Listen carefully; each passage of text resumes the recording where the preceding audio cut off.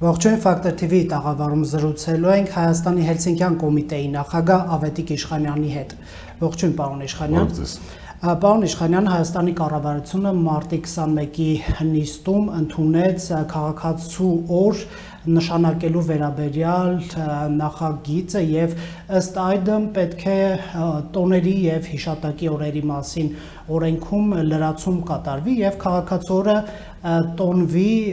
յուրաքանչյուր տարվա ապրիլ ամսվա վերջին շաբաթ օրը։ Խնդրեմ ասացեք ինչ կարծիք ունեք այս նոր տոնի կապակցությամբ։ Շնորհակալություն, ասեմ, որ ես շատ լավ հիշում եմ ապրիլի 23-ը Սերժ Սարգսյանի հրաժարականի օրը, դա իսկապես մեծ տոնախմբություն էր Հայաստանում, ես միշտ համեմատել եմ դա 73 թվականի Արարատի ֆուտբոլային ակումբի գավաթի հաղթանակի հետ ԽՍՀՄ-ի, իհարկե դա բավականին կարևոր օրեր ինչ տեսակետից, որ Հայաստանում թույլ տրվեց, որպեսզի արևելաասիական տիպի պետություն դառնա, երբ որ ինչ-որ մեկը իր իշխանությունը երկարաձգում է անընդհատ։ Մեկ։ Բայց ինչ վերաբերում է այդ օրը դարձնել տոն, քաղաքացու օր, մասնավորապես քաղաքացու օր, ես կարծում եմ, որ դա ժամանակավրեպ է, հիմա փորձեմ ասել ինչու։ Նախ քաղաքացու օր բավականին բարձր է հնչում, իրականում քաղաքացու օրը անվան տակ թաքնված է, ես համոզված եմ դրանում, թաքնված է այսօրվա իշխող քաղաքական ուժի հավակնությունները իրենց իշխանության ի վերջո դե ֆակտո իշխանության գալու օրը դարձնել տոն։ Սա ես կարծում եմ ժամանակավրեպ է մանավանդ հենց քաղաքացու օր անվան տակ։ Արդյոք բոլոր հեղափոխությունները, եթե մենք Թավշյա հեղափոխության մասին ենք խոսում, ամեն հեղափոխություն արել են քաղաքացիները։ Իհարկե ոչ։ Հեղափոխությունը պարտադիր որ քաղաքացիներն անեն։ Հեղափոխությունը ժողովրդի բնակչության երբեմն հասնում է, այսպես ասած, կոկորդին եւ նրանք դուրս են գալիս իշխող ուժի դեմ։ Արդյոք ֆրանսիական հեղափոխությունը, հոկտեմբերյան հեղափոխությունը դրանք քաղաքացիներն արեցին եւ արդյոք դրանից հետո միանգամից դառան քաղաքացիներ բոլորը։ Ապրիլյան հեղափոխությունը քաղաքացիներ չարեցին։ Իհարկե քաղաքացի դե յուրե քաղաքացիներ, այսինքն բան այսպես ասած անձնագրով Հայաստանի քաղաքացիներ, թե քաղաքացի այսպես ինչպես մենք պատկերացնում ենք քաղաքացի։ Քաղաքացի նշանակում է, որ նա որևէ այսպես ասենք քաղաքացի ասելով մենք չխոսենք Հայաստանի քաղաքացիներ, Վրաստանի քաղաքացիներ, որոնք անձնագրով են քաղաքացի։ Քաղաքացի ավելի լայն իմաստով նշանակում է, որ նրանք ազատ մարդիկ են եւ որևէ կախում չունեն օրվա իշխանությունից։ Այսինքն կա պետություններ, որտեղ հարաբերությունների իշխանություն հպատակ հարաբերություններ են եւ կան պետություններ, որտեղ այսպես ասենք վարչակազմ կամ իշխանության փոխարեն վարչակազմ եւ քաղաքացի հարաբերություններ են։ Արդյոք միանգամից ապրիլի 22-ից հետո Հայաստանում հպատակ իշխանությունը միանգամից փոխվեց քաղաքացու եւ արդյոք այդ դժգոհողները բոլորը իրենց էությամբ քաղաքացիներ են։ Ես շատ կասկածում եմ, որովհետեւ ժամանակը ցույց կտա արդյոք իսկապես Հայաստանում ապրիլի 23-ից հետո մարդիկ դառան քաղաքացի։ Ինչու համար եմ ասում սա, որովհետեւ ես դեռևս շատ կասկածում եմ, որ այդ հարաբերությունները վերջնականապես փոխվել են եւ իրականում եթե այդ հարաբերությունները իշխանություն քաղաքացի նկատի ունի։ Այո։ Եվ եթե իսկապես այդ հարաբերությունները փոխվել են, ապա դրա համար ընդհանրապես ցանկացած երևույթի գնահատական տալու համար ժամանակ է պետք։ Եվ այդ տեսակետից եթե իսկապես անշրջելի է քաղաքացի դառնալու process-ը, հպատակից քաղաքացի դառնալու process-ը, ապա ճիշտ կլինի այդ օրվա գնահատականը տան հաջորդ իշխանությունները։ Պարոն Իշխանյան, ես շարունակեմ միտքս, որովհետև ես նորից եմ կրկնում, սա իրականում քաղաքացու անվան տակ նորից կրկնեմ միտքս, սա իրենց դե ֆակտո իշխանության գալու օրը տոն հռչակելն է, ինչպես նոյեմբերի 29-ը Հայաստանում տոն էր, որտեղ կոմունիստներն են եկել իշխանության։ Հետո կոմունիստների իշխանությունից հեռանալուց հետո այդ տոնը վերացվեց եւ բարեբախտաբար Հայոց համազգային շարժումը փետրվարի 20-ը, որը դե ֆակտո նրանց իշխանության գալու օրն է, չնայած 2 տարի հետո եղավ, նրանք չհռչակեցին որպես, այսպես ասած, քաղաքացու օր կամ չգիտեմ ինչ օր։ Չափազանցված չէ այս համեմատությունը կոմունիստական վարչակազմի չեմ համարում, որովհետև ժամանակ է պետք, քաղաքացու շատ բարձր է հնչում, ես նորից եմ գտնում, դրա իրականում իրենց իշխանության գալու օրն են նրանք նշում։ Եվ ավելին ասեմ ձեզ, շատ ներողություն, եթե Հայաստանի Հանրապետության բնակիչները արդեն դարձել են քաղաքացին երբեք 80%-ով իշխանություն չի ընտրում կամ 70%-ով։ Ցույց տվեք ինձ մի որևէ քաղաքակիրթ երկիր, որտեղ արդեն քաղաքացիներ են, մենք միշտ օրինակ ենք բերում Եվրոպայից,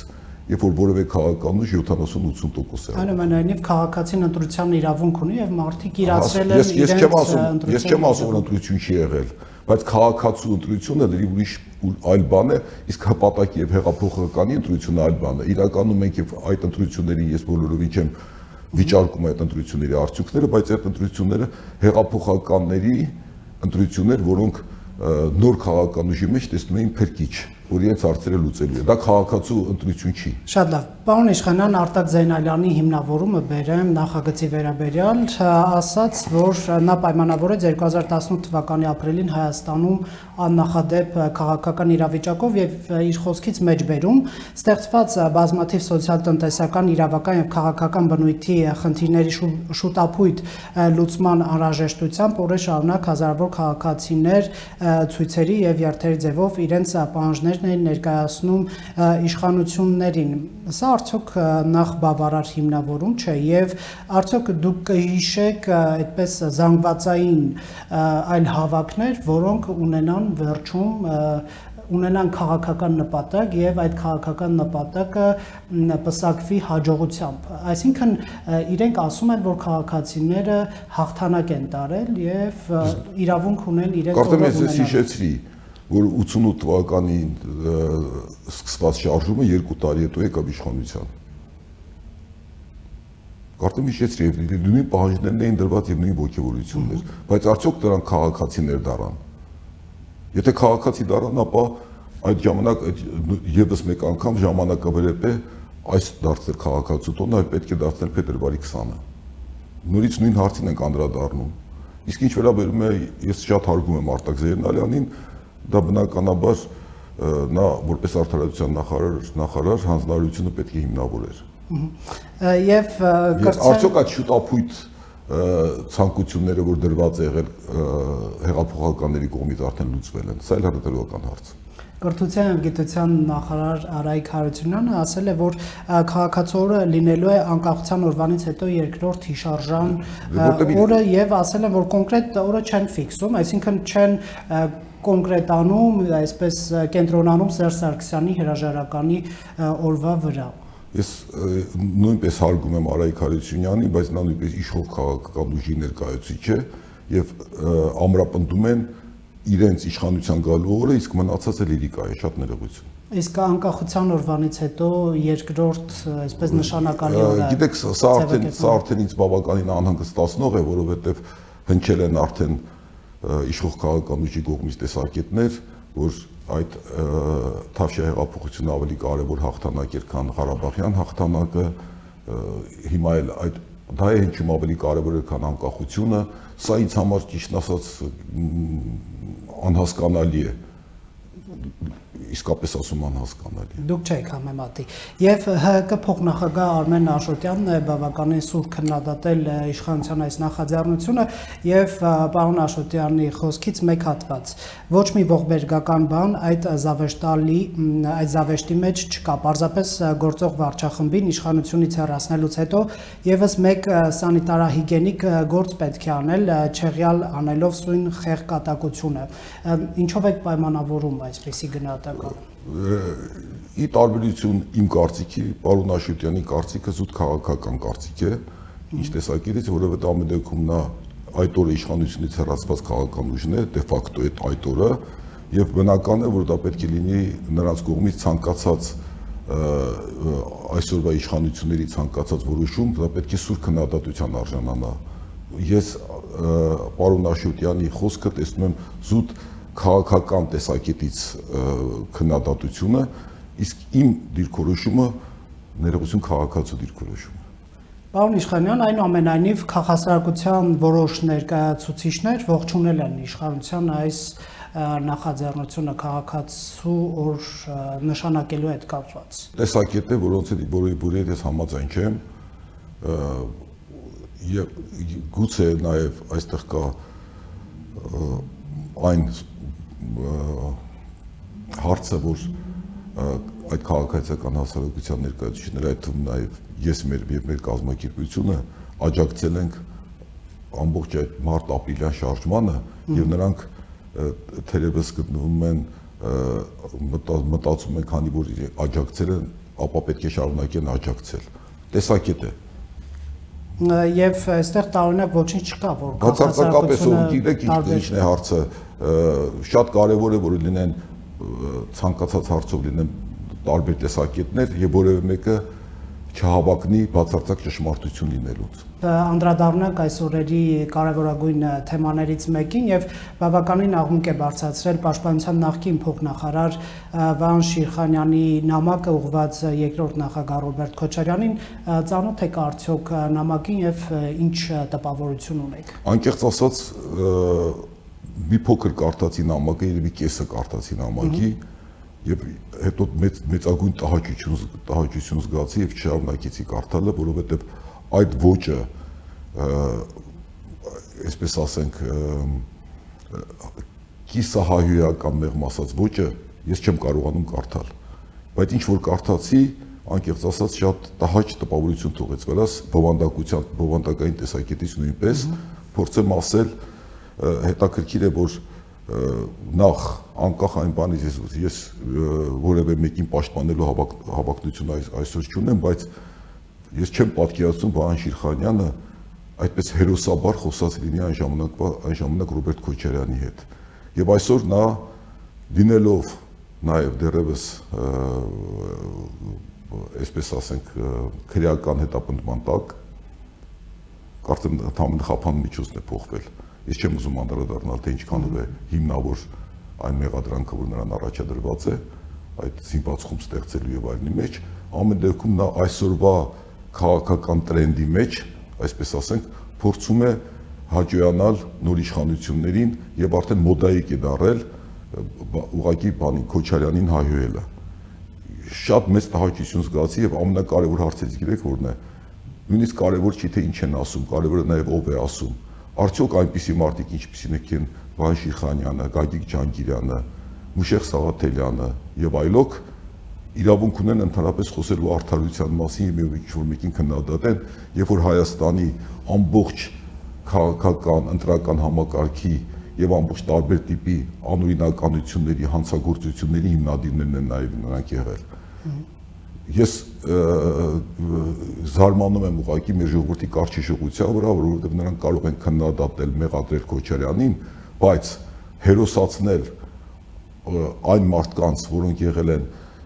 չգիտեմ, չեմ ուզում խոսքեր ասել, ովքեր ես ուղղակի զարմանում եմ։ Ոչից բացի նաև բովանդակությունն է կասկածի տակ դնում փաստերի իրողությունը։ Ես համոզված եմ, որ այդ բովանդակությունը, եթե չասենք 100%-ով, 99%-ով ուղղակի սուտ է։ Ես հայտարարում եմ դրա մասին։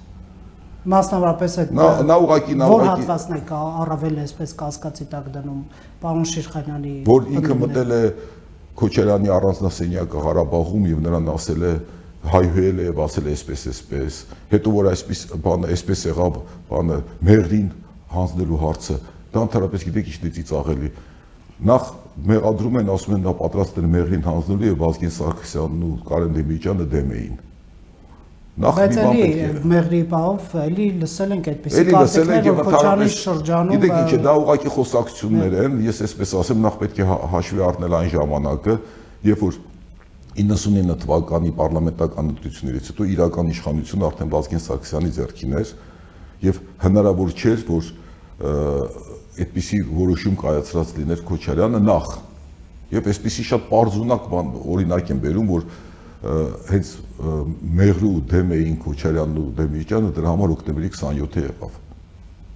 Դրանից բարձրաանվանական հարց է առաջանում։ Այդ դեպքում եթե բանը այդ հարցը լուծվեց, նրանց վերացրեցին եւ ակնարկում է թե ով վերացրեցին, ապա ինչ խոչընդոտ կար այլևս մեղրին հանձնելու։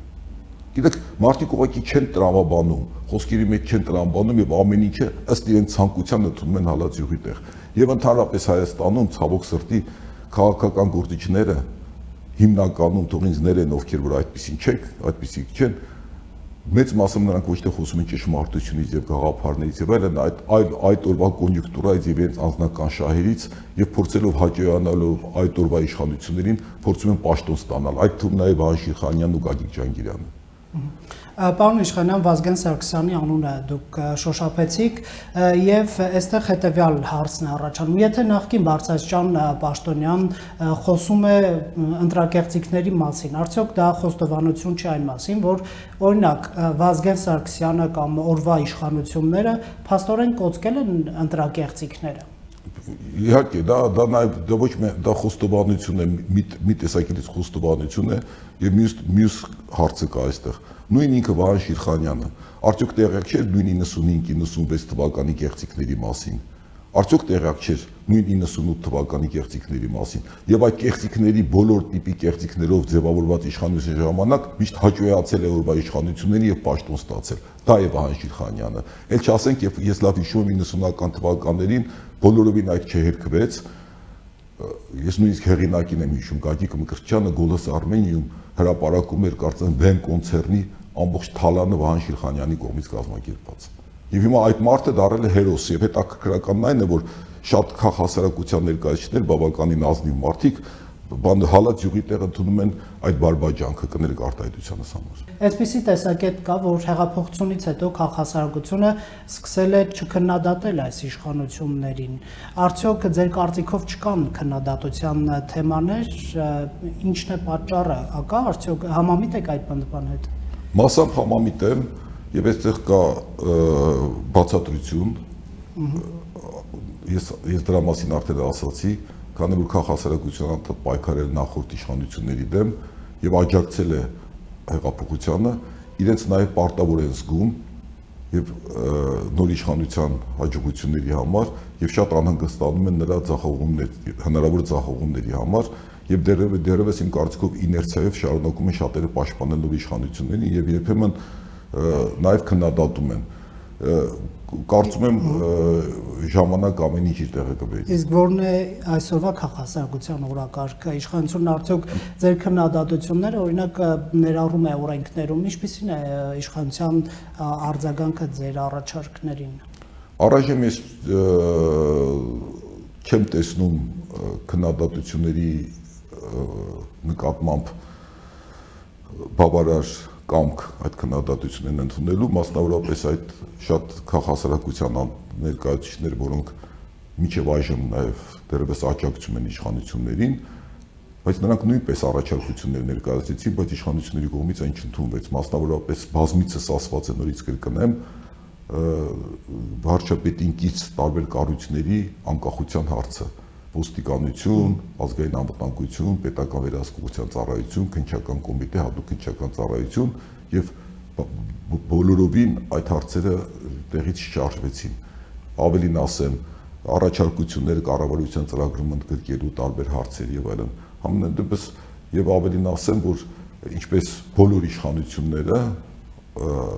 նոր իշխանություններն էլ կարծես չեն կարողանում առողջ ընդունել քննադատությունը, դա երևում է նաև տարբեր տիպի, այսպես ասած, մերձ հեղափոխական շրջանակների սոցիալական ցանցերի հարձակումներով քննադատությանը։ Տեսնենք ինչ կլինի։ Շնորհակալություն, պարոն Իշխանյան։ Մենք զրուցում ենք Հայաստանի Հելսինկյան կոմիտեի նախագահ Ավետիք Իշխանյանի հետ։